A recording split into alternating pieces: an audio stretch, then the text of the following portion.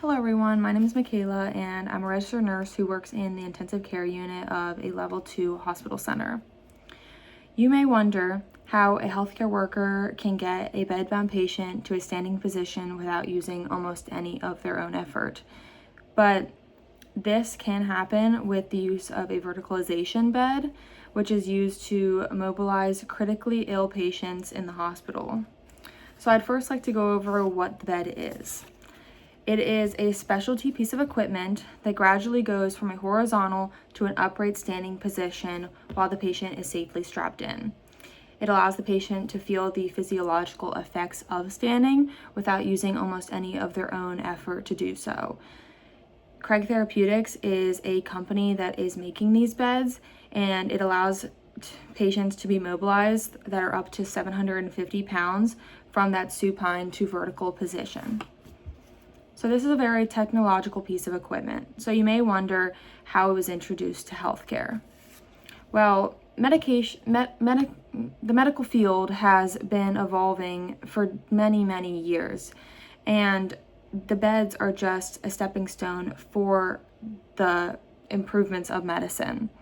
So in the early 2000s, there were a few studies done showing how the patients with increased oxygen demands were able to go from a sitting to standing position and see how their oxygen needs changed.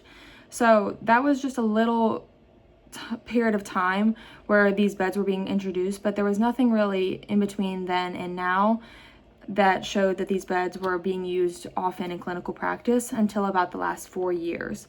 So within the last 4 years, there's been many, many more studies showing that these beds can be used to aid in early mobilization of bedbound and critically ill patients. So the beds are being introduced to practice, but who is really using them?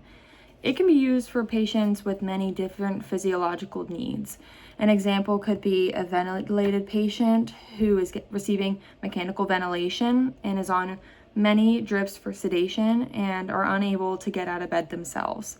So they're unable to participate in therapy, and the bed can be used in place of that so that they can still participate in activities and getting that range of motion without having to do it at all on their own, which also prevents the registered nurse, the physical therapist, the occupational therapist from doing that manual labor and preventing injuries in healthcare workers as well.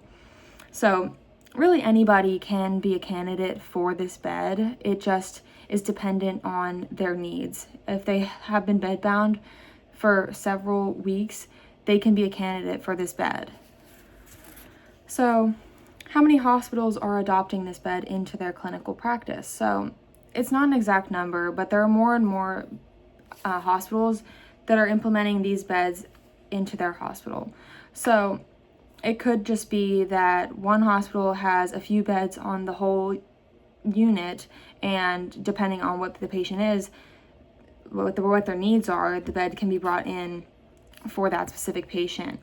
But other hospitals may have an entire unit filled with these beds and everyone gets it, but whether you use it or not is up to the patient's needs.